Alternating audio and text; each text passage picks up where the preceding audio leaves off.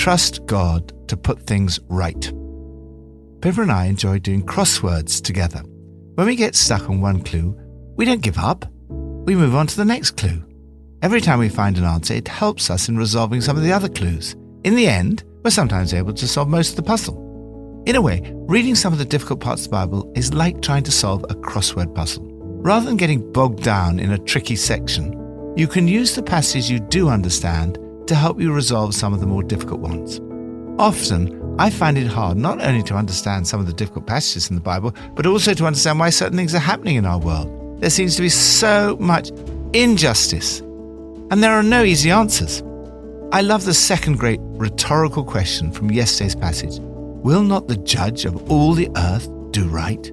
One thing you can be sure about is that on the last day, when all is revealed, you will see God's perfect judgment, and everyone will say, that is absolutely right. Each of today's passages tells us something about the fact that in the end, God will put things right. From Psalm 7. Let the Lord judge the peoples. Vindicate me, Lord, according to my righteousness, according to my integrity, O Most High. Bring to an end the violence of the wicked, and make the righteous secure. You, the righteous God, who probes minds and hearts. Trust that there will be a just judgment. Some people might think that belief in a God who judges would lead to more violence in the world today. In fact, it's the opposite. When people stop believing in God's just judgment, they may be tempted to take it into their own hands and seek revenge against their enemies. David trusted that there will be a judgment, that God will be the judge, and he will judge justly. My accusers have packed the courtroom. It's judgment time. Take your place on the bench. Reach for your gavel. Throw out the false charges against me. I'm ready, confident in your verdict. In other words, David trusted that God would deal with his enemies. If you believe in a God who is going to execute judgment with perfect justice, then you can leave it in his hands and do what Jesus told you to do. Love your enemies. In fact, as Miroslav Volf put it, the practice of non-violence requires a belief in divine vengeance. So many of the world's problems today would be solved if people believed in the fact that there is a God who judges justly and that we can trust him to put things right in the end. Lord, I take refuge in you. Thank you that as I can be confident in your perfect judgment, I need never seek revenge, but rather love my enemies and pray for those who persecute me. New Testament, from Matthew 7 and 8. Everyone who hears these words of mine and puts them into practice is like a wise man who built his house on the rock. The rain came down, the streams rose, and the winds blew and beat against that house. Yet it did not fall, because it had its foundation on the rock. But everyone who hears these words of mine and does not put them into practice is like a foolish man who built his house on sand. The rain came down, the streams rose, and the winds blew and beat against that house, and it fell with a great crash. When Jesus had finished saying these things, the crowds were amazed at his teaching, because he taught as one who had authority, and not as their teachers of the law. When Jesus had entered Capernaum, a centurion came to him asking for help. Lord, I do not deserve to have you come under my roof, but just say the word, and my servant will be healed. When Jesus heard this, he was amazed and said to those following him, Truly I tell you, I have not found anyone in Israel with such great faith. Then Jesus said to the centurion, Go, let it be done just as you believed it would. And his servant was healed at that moment. When Jesus saw the crowd around him, he gave orders to cross to the other side of the lake. Then a teacher of the law came to him and said, Teacher, I will follow you wherever you go. Jesus replied, "Foxes have dens and birds have nests, but the Son of Man has nowhere to lay his head." Trust in Jesus, to whom God has entrusted all judgment. Jesus knew all about building houses. He was a craftsman by trade and had worked as a carpenter. The illustration he uses is down to earth and practical. Two men who each decide to build a house. No doubt they intended to live in and enjoy them, perhaps with their families. Both were building something of long-lasting significance. Our lives are like these houses, yet their significance is for all eternity. The most important feature of any house is its foundations. These houses differed little in appearance, but only one had its foundation on the rock. Similarly, two lives can look alike, but the difference in the foundations is evident when, inevitably, the storms of life come. You will face challenges in life.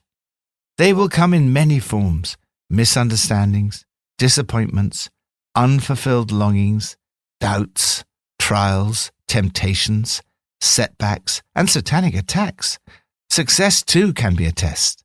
There's also pressure, suffering, sickness, bereavement, sorrow, trauma, tragedy, persecution, and failure. Ultimately, all of us will face death and God's judgment. The image of rain, torrents, winds is used in Ezekiel to refer to God's judgment. But the language of judgment is not confined to the Old Testament. Here and elsewhere, Jesus warns of the coming judgment, as do the other New Testament writers. When the rain came down, the streams rose, and the winds blew and beat against that house. The house built on the rock did not fall, but the one built on the sand fell with a great crash. These are solemn words of warning. The trial may be during this life, or it may come on the day of judgment. What is certain, according to Jesus, is that it will come. However, you need not live in fear. It's not easy, but there is a way to be sure that when the foundations of your house are tested, they stand firm. It's possible to know that your future is secure. Jesus tells us that the key difference is that the wise man not only hears the words of Jesus, but he also puts them into practice. The foolish man, on the other hand, although he hears Jesus' words, does not put them into practice. Knowledge must lead to action. Our theology must affect our lives, or else we are building our lives on sand. The words of Jesus are, first of all, a call to believe in him. Our salvation is by faith in Jesus, lived out in obedience. You can have absolute confidence in Jesus' judgment because he has the authority of God himself. Jesus was amazed at the centurion's faith in him. He said, "Truly, I tell you, I have not found anyone in Israel with such great faith." The evidence of this faith came because the centurion believed that Jesus' word alone was sufficient to heal his servant. His rationale for believing this is profound. The centurion recognized that, as in the army, authority comes from being under authority. So Jesus' authority comes from being under the authority of his Father. The centurion saw that when Jesus spoke, God spoke. Furthermore, this perfect judge is not aloof from human suffering. We know Jesus experienced injustice, imprisonment, torture, and crucifixion. But in this passage, we see that he also experienced homelessness and bore the weight of our sickness and suffering on the cross. There is little in human suffering that Jesus himself did not experience. Father, thank you that not only is Jesus able to sympathize with my weaknesses, but he also died for my sins, bearing the judgment for me, so that I need not be afraid. Old Testament from Genesis 19 and 20. With the coming of dawn, the angels urged Lot, saying, "Hurry, take your wife and your 2 daughters who are here, or you will be swept away when the city is punished." When he hesitated, the men grasped his hand and the hands of his wife and of his 2 daughters and led them safely out of the city, for the Lord was merciful to them. As soon as they had brought them out, one of them said, Flee for your lives. Don't look back.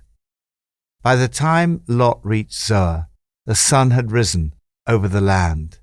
Then the Lord rained down burning sulphur on Sodom and Gomorrah from the Lord out of the heavens. Thus he overthrew those cities and the entire plain, destroying all those who lived in the cities and also the vegetation in the land. But Lot's wife looked back, and she became a pillar of salt. So when God destroyed the cities of the plain, he remembered Abraham, and he brought Lot out of the catastrophe that overthrew the cities where Lot had lived. Trust that in the end, the judge of all the earth will do right. God was going to destroy the cities of Sodom and Gomorrah. We do not know exactly what their sin was, but the Lord said the outcry against Sodom and Gomorrah is so great and their sin so grievous. It appears from today's passage that their sin included a horrific culture of group rape. We read in Ezekiel 16 that their sins also included being arrogant, overfed, and unconcerned. They did not help the poor and needy. This could be a description of our own society in the West. God says that if there'd been 10 righteous people in Sodom and Gomorrah, he would have spared it for their sake. For the sake of 10, I will not destroy it. He gave every opportunity for the only righteous people to leave. When Lot hesitated, the angels grasped his hand and the hands of his wife and his 2 daughters and led them safely out of the city, for the Lord was merciful to them. The judgment on Lot's wife seems very severe. Whatever the reasons for it, and I'm not confident I know the answer, it certainly stands as an example. Jesus said, remember Lot's wife. We are not to look back. If we've left a life of sin, then we must not turn back to it. They were told, flee for your lives. In the same way, we are told to flee from evil desires. Even Abraham was not without sin. Indeed, he repeated the same sin over again, trying to pass off Sarah as his sister and almost causing her to commit adultery. The message of the Bible is that not only does God save sinners, he also uses sinners. He blessed Abraham and answered his prayer. God uses us despite our sin because he's merciful, and God in Jesus has taken the judgment upon himself. Lord, thank you so much for the difference the cross of Christ makes to the day of judgment. Thank you that I can be confident that in the end, the judge of all the earth will do right. Pippa adds, in Matthew chapter 8, verse 6, the centurion pleads, Lord, my servant lies at home paralyzed and suffering terribly. The centurion cared not just for his own family and friends, but also for someone that worked for him. Even though the centurion was an outsider, not part of the religious community, he went looking for Jesus. Faith can be found in all sorts of unusual places.